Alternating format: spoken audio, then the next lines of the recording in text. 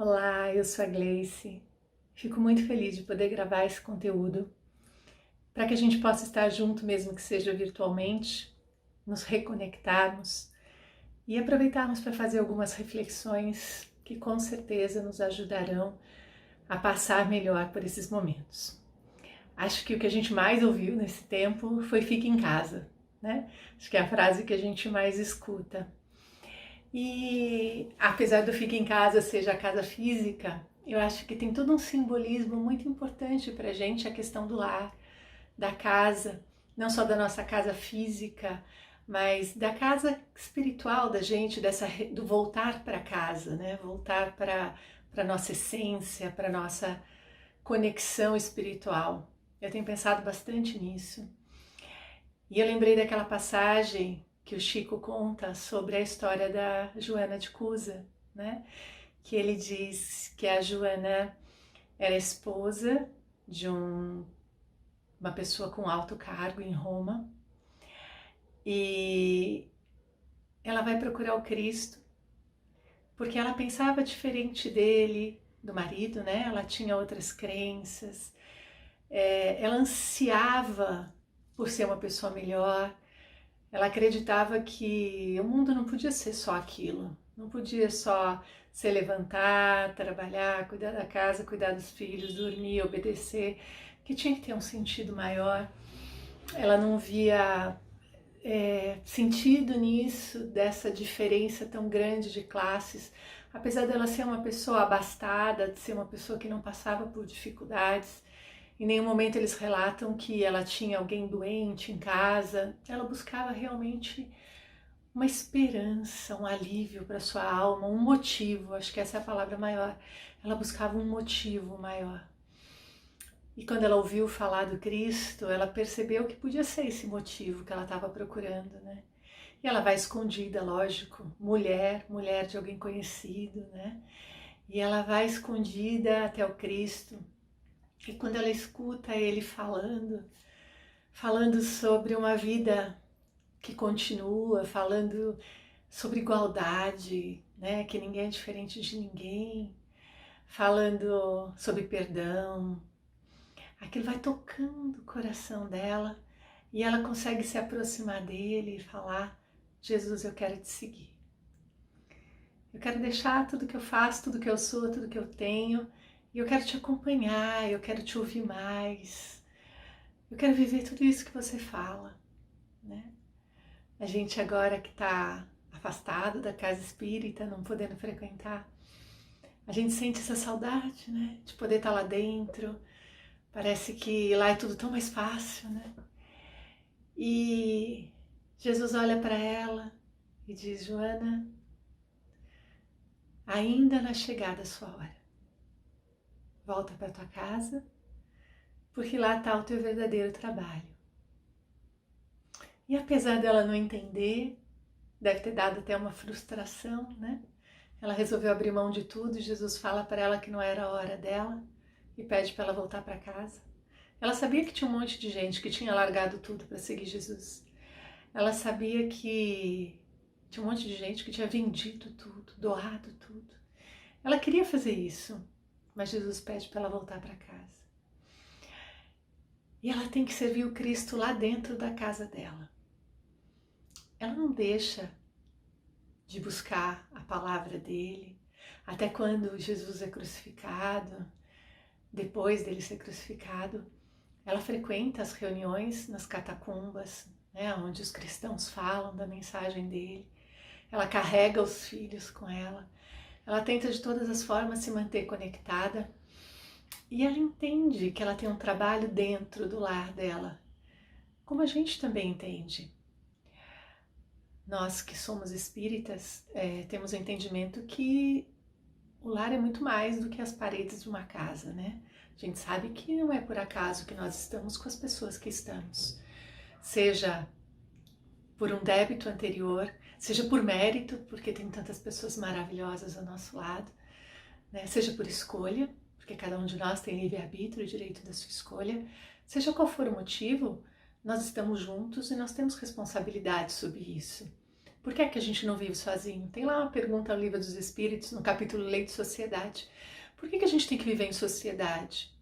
Né? Será que não seria melhor cada um ficar isolado? E aí é só a gente pensar. Quando a gente se acostuma a viver sozinho, tudo passa a ser do nosso jeito, né? É no nosso tempo, é onde a gente coloca as nossas coisas, o que a gente quer comer, na hora que a gente quer comer, ninguém mexe em nada nosso. Então, é tão mais fácil, né? Porque a gente não tem que dar satisfação para ninguém, não se incomoda com nada. É fácil falar que a gente não é ciumento, se ninguém convive com a gente. É fácil falar que a gente não é apegado, se ninguém mexe nas nossas coisas, se ninguém estraga o que é nosso, né? Viver em sociedade é a única forma da gente aprender a se enxergar, a entender quem a gente realmente é na prática, não na nossa ilusão de já que ninguém me incomoda, eu sou uma pessoa maravilhosa. Porque não fazer o mal não significa não fazer o bem, né? Então, se eu não estou sendo produtivo, se eu não estou sendo útil, de que vale a nossa encarnação? Ninguém encarnou só para pensar, ninguém encarnou para ficar recluso, talvez um ou outro, mas assim, a grande maioria não encarnou para ficar recluso. Olha a época que nós estamos encarnados, essa população imensa na Terra, com certeza não é para ficar recluso. E aí a gente vê a importância, como um depende do outro, né? Como a gente depende de todo mundo para tudo. Porque se alguém parar lá de produzir, o alimento não chega na nossa mesa, a roupa, combustível, a água, né? E não é só a produção, é o transporte, é o pensar, é o sistema, é tudo, tá tudo interligado. E isso é maravilhoso todo mundo precisar de todo mundo, saber que a gente pode ser útil de alguma forma, né? Esse é o grande motivo da encarnação. Por que a gente encarna? Por que a gente não vive só no mundo espiritual? Porque no mundo espiritual a gente convive com os que estão na mesma faixa que nós, né? A gente se atrai vibratoriamente, então é muito fácil conviver num ambiente, se você não é maledicente, está num ambiente com pessoas que não são maledicentes, é fácil. Difícil é ir lá no trabalho, onde a gente trabalha, onde a gente estuda, na casa da mãe, da avó, da tia, né? Difícil é não ser maledicente quando as pessoas dão, cutucam a gente, né? E ficam lá tentando de uma forma ou outra tirar que a gente fale alguma coisa, que a gente dê alguma opinião, que a gente leve uma fofoca para frente. Então, esse é um dos motivos da encarnação. A gente encarna para colocar em prática tudo que a gente aprendeu. Da mesma forma, imagina que a gente esteja ligado ainda à dor, ao mal, à perseguição, e repleto de pessoas assim do nosso lado. Como é que a gente vai sair disso se todo mundo pensa igual? Então, a encarnação é um jeito de nos colocar numa situação diferente, numa família diferente, e nos dá a chance de novos pensamentos, novos padrões, novas conquistas. Então, nossa encarnação é muito importante. Não pensem que um minuto sequer é inútil na nossa vida. Quantas pessoas às vezes pensam assim, mas não devia aliviar a morte do outro, né? Que é a questão da eutanásia, não devia abreviar, já que tá lá só vegetando. Gente, em um minuto a gente é capaz de fazer tantas reflexões. Imagina se naquele minuto a mais que a gente tiver, a gente conseguir perdoar alguém. Se naquele minuto a mais a gente conseguir se perdoar por algo. Imagina o que é atravessar essa fronteira da pátria espiritual carregando um peso a menos, né? Lembra da passagem que o Cristo fala que a porta é estreita, né? A porta é estreita. Então a gente não consegue passar carregado de bagagem. O que são essas bagagens? São os nossos apegos, aquele monte de coisa que a gente não consegue nem imaginar de se ver sem, né?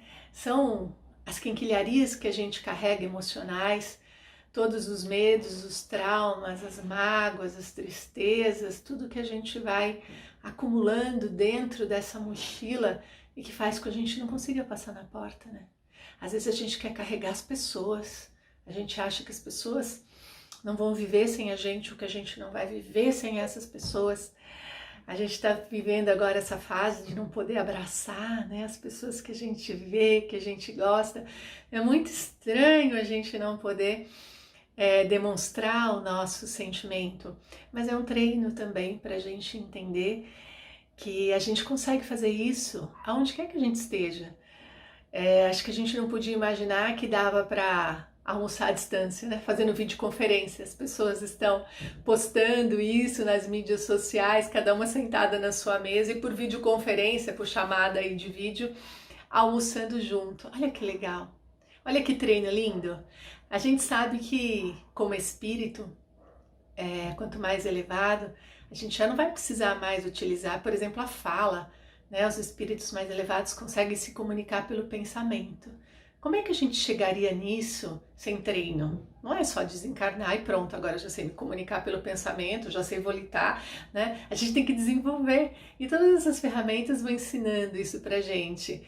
Quando a gente recebe aquele monte de mensagem no WhatsApp, fica imaginando esse monte de pensamentos chegando na sua cabeça.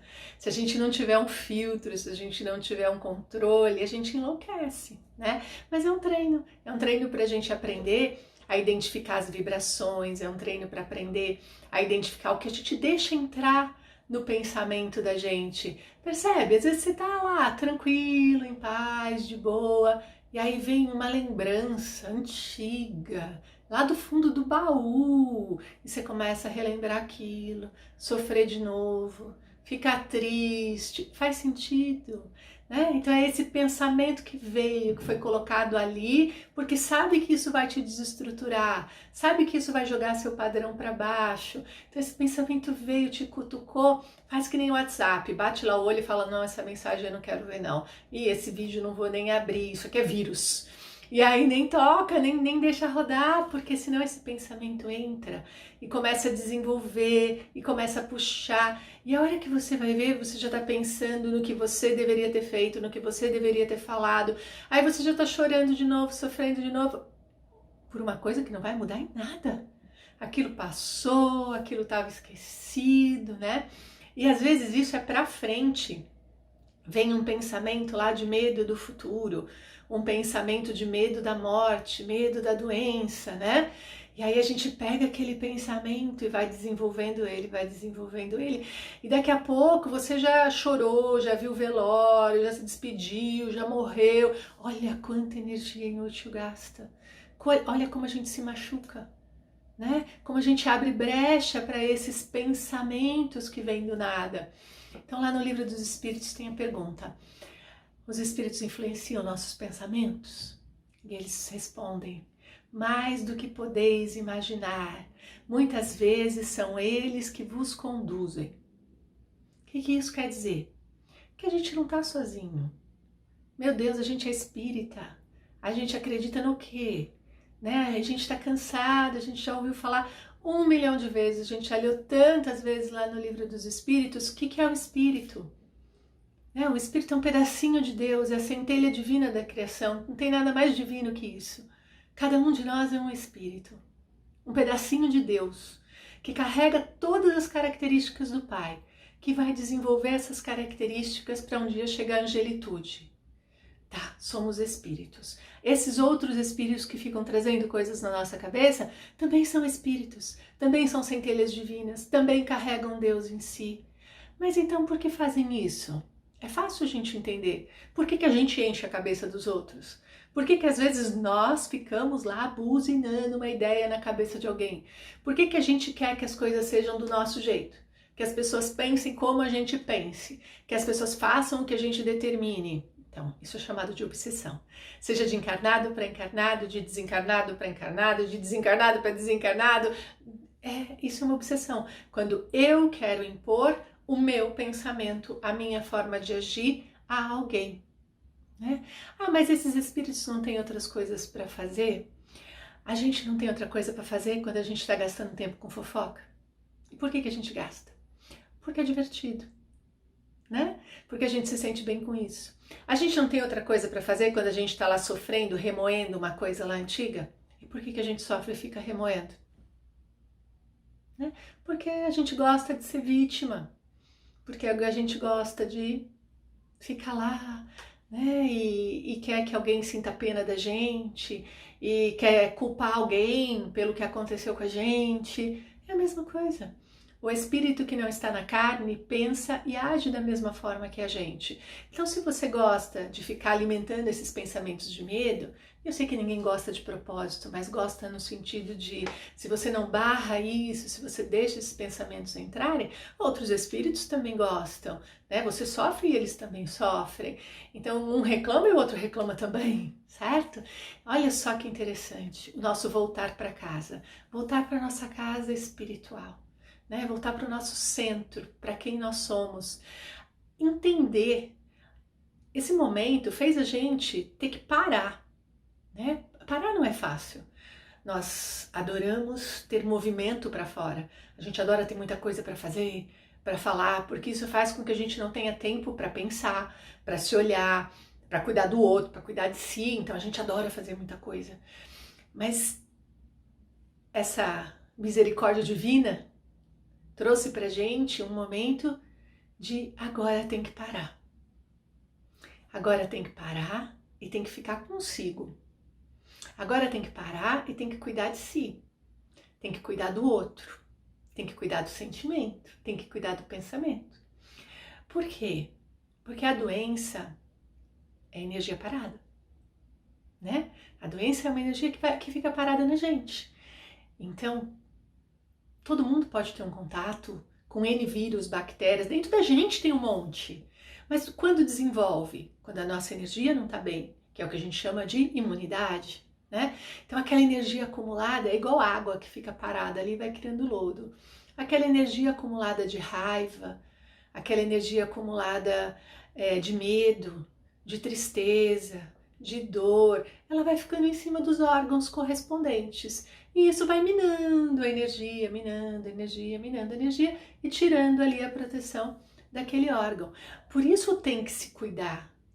Porque não é só cuidar do que a gente come, não é só lavar a mão. Lembra de quando Jesus falava que não era só lavar as mãos? Não é só lavar a mão, né? Mas é prestar muita atenção agora nos nossos pensamentos, nos nossos sentimentos, na nossa vibração. Como manter a nossa casa em paz, como nos manter em paz, como fazer para que tudo isso que a gente carregue, que são as pedrinhas lá da mochila, né, que a gente possa ir aliviando, porque andar com muito peso desgasta a gente. Às vezes a gente pega aquele peso que é a mágoa, né, às vezes vai além de uma mágoa, às vezes já é um ódio, ou é uma culpa absurda, e aí a gente pega aquilo, e aquilo vai petrificando mesmo, né? Vira ali uma pedrona que a gente carrega e a gente põe ela na nossa cama para dormir com a gente acaricia ela, a gente conversa com ela e aquela dor vai ficando cada vez mais forte, né? Cada vez mais empedrada junto da gente. Então esse voltar para casa é isso, é entrar dentro da nossa casa e fazer uma super faxina, né? Pensar em cada ponto do nosso corpo onde a gente está acumulando um monte de energia parada. É pensar em todas as pedras que a gente está carregando desnecessariamente. Tem uma parábola linda de Jesus que eu acho que se não é a minha favorita, é uma das, que é a do filho pródigo. Jesus ele dá um exemplo de um filho que chega para o pai e fala: pai, eu quero ir para o mundo. Eu não quero ficar aqui com você, com meu irmão na fazenda, vivendo essa vida, plantando, colhendo. Dá a minha parte, dá a parte que me cabe e deixa eu tocar a minha vida como eu quiser. E o pai assim o faz, pega uma parte ali da propriedade ou dos bens, transforma isso em dinheiro e entrega para o filho. E o filho pega o dinheiro e vai para o mundo, né? Vai fazer as experiências dele. Vai viajar, vai conhecer gente, vai comer tudo que dá na telha, vai fazer o que quiser da sua vida. E aí ele aproveita, mas chega um dia que esse dinheiro começa a acabar. E aí ele vai ficando preocupado, né? Porque até então ele só tinha aproveitado. E aí ele começa a procurar emprego, ele começa a procurar atividade e ele não consegue achar. Ele não sabe fazer nada, ele não tem experiência, ele passou a vida aproveitando, até que ele consegue que uma fazenda aceite ele para que ele cuide dos animais a troco de comer a comida dos animais ali. Só isso que ele conseguiu. E chega um dia que ele estava tão cansado que ele pensa assim: poxa vida, eu aqui comendo lavagem junto com esses porcos e meu pai lá na casa dele, meu irmão, eu vou voltar. Eu vou voltar porque por pior que seja, ele é meu pai. Vai ser melhor do que isso. Eu prefiro comer a comida dos animais do lado do meu pai do que aqui onde eu tô. E aí ele se reveste lá de coragem e humildade para pegar o caminho de volta e volta para casa. E quando os servos da fazenda veem ele vindo no caminho, eles correm e vão contar para o pai dele que o filho dele está retornando, né? O filho que estava perdido está voltando ao lar. E nisso, o pai manda preparar um banquete. Vai lá, mata um gado, prepara um super banquete, pega um anel, pega uma capa nova, porque meu filho que estava perdido retornou. E isso é motivo de festa. E o irmão, vendo aquilo, ficou maluco, porque como assim? Pai, eu passei todos esses anos do seu lado, eu te ajudei em todas as tarefas e você nunca fez uma festa para mim. Como é que você vai fazer uma festa para aquele que foi embora, que gastou todo o seu dinheiro e que está voltando agora arrependido? Né? E o pai fala para ele: não tem tamanha glória do que receber um filho perdido de volta. Você sempre esteve ao meu lado. Você gozou de tudo que eu tenho sempre. Né? Nada te faltou. Então não tem por que você querer tirar essa alegria, seja do pai ou seja do irmão. E essa parábola tem ensinamentos fantásticos, gente. Reflexões que a gente pode passar o dia pensando. Primeiro, acho que a gente pode pensar da gente na posição do filho pródigo, né? De quem aproveitou até agora. E eu não estou falando só dessa encarnação, não. A gente deve estar aproveitando faz muito tempo, né? A gente deve estar aproveitando cada encarnação para fazer coisas que são mais infantis, coisas que são passageiras. Dificilmente a gente pensa no eterno, porque o filho pródigo fez foi isso, o passageiro. Eu quero agora, eu quero para já, né? Eu tenho direito. Eu pensar só em si, eu não pensar nas consequências do que a minha atitude causa no outro, do que a minha escolha vai gerar no outro, na sociedade, na minha casa, no mundo, né? Então a gente vê todo esse movimento acontecendo agora para a gente repensar as causas e as consequências das nossas atitudes, né? O que eu gero, o que eu produzo, o que eu causo. Quantas vezes a gente acaba destruindo coisas tão preciosas ou deixando passar momentos tão preciosos porque a gente estava iludido com essas coisas do filho pródigo. A gente estava lá olhando no nosso caminho a próxima coisa que nos trouxesse uma felicidade imediata, né? Algo que pra gente, nossa, não dava para viver sem aquilo. Até que uma hora a gente cai na real, seja pela falta, seja pelo desencarne de alguém querido, seja porque a gente despertou, né? Seja por uma doença, por uma dor. A misericórdia divina bem bate na nossa porta e fala: será que não está na hora de voltar para o Pai? Será que não está na hora de voltar para casa? Será que não está na hora de ficar em casa?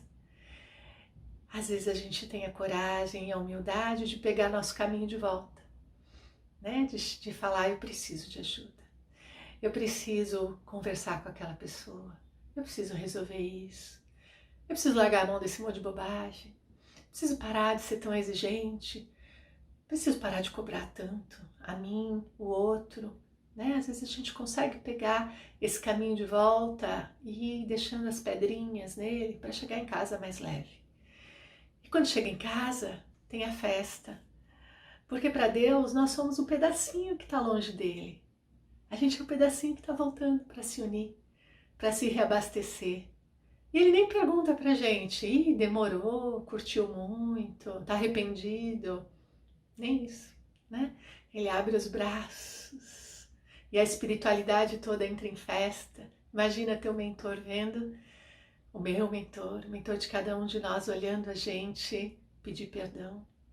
olhando a gente ser mais amoroso, mais carinhoso, sabendo como a gente era explosivo, irritado, vendo a gente agora equilibrado, com fé, né? Gente que era tão imediatista, tão exigente, reclamão, vendo a gente com fé. Não deve ser lindo demais a festa espiritual para o retorno à nossa casa? Mas às vezes a gente está no papel do irmão que ficou, né? A gente está no papel daquele que diz assim, não, mas eu sempre servi ao meu pai, eu sempre estive aqui, eu sempre estive dentro da minha casa, eu sempre estive junto dos meus. E aí vem a reflexão, né? Eu queria algo em troca.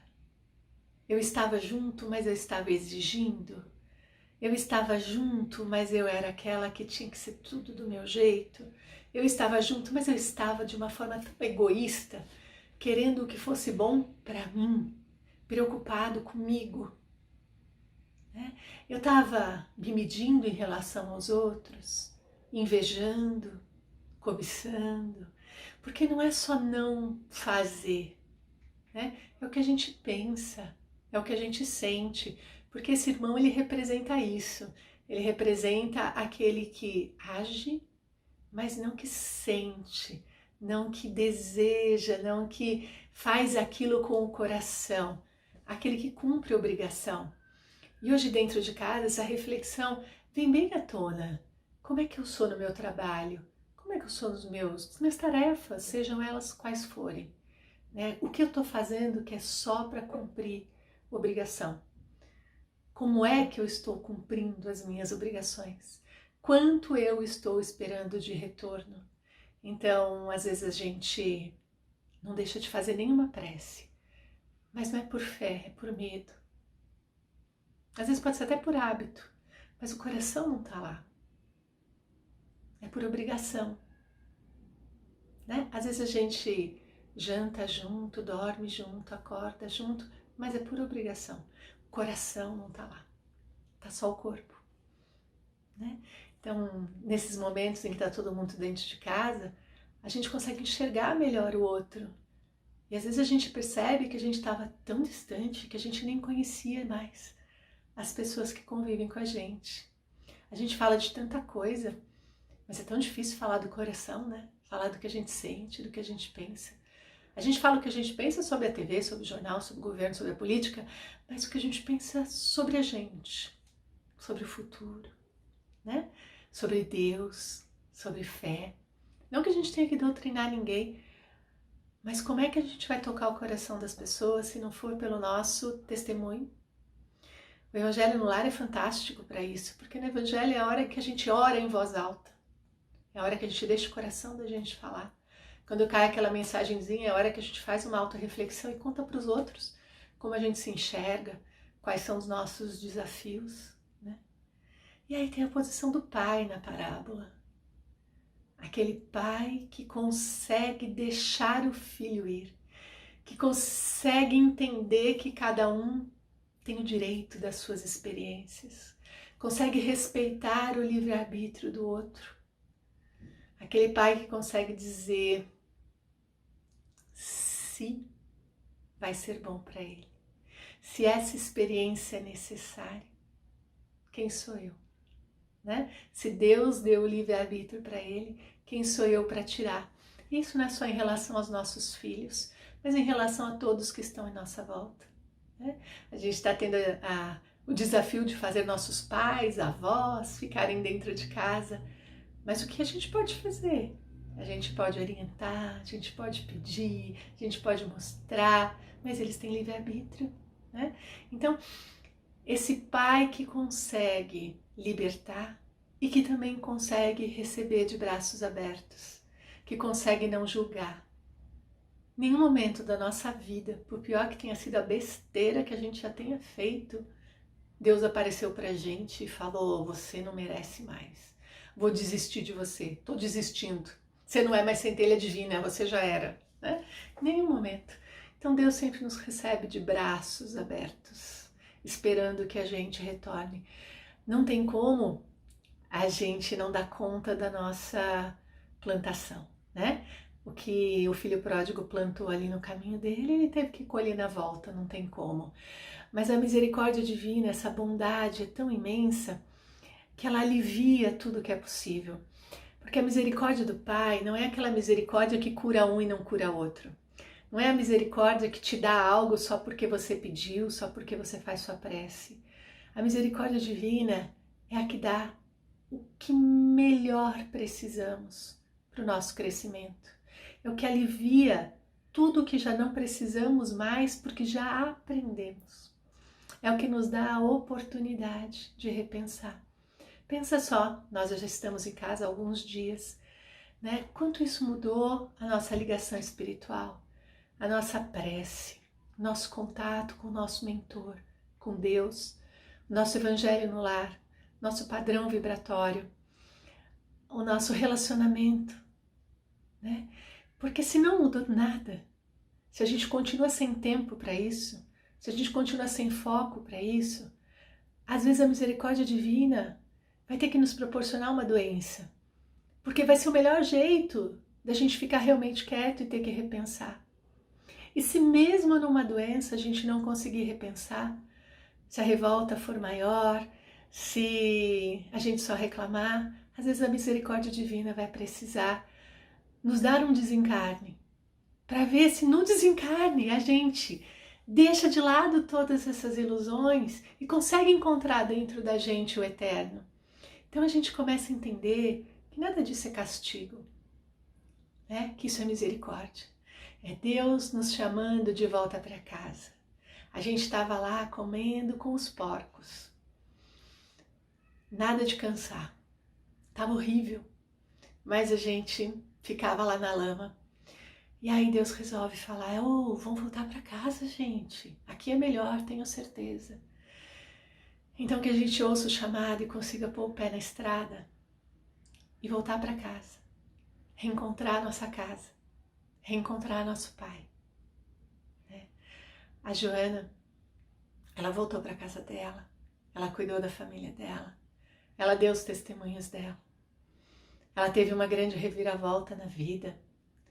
Né? O marido desencarnou, ela perdeu os títulos, perdeu as posses, teve que ir trabalhar, ela também nunca tinha trabalhado fora, teve que sustentar os filhos sozinha.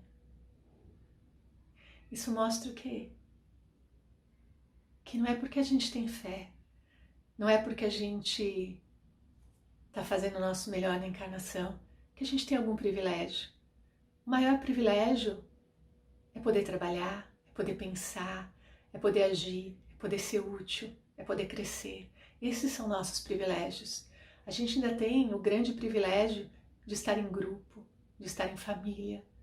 Né? A gente tem privilégios imensos dessa cúpula espiritual que nós temos, da casa que nos acolhe. Então que sejamos dignos como ela foi.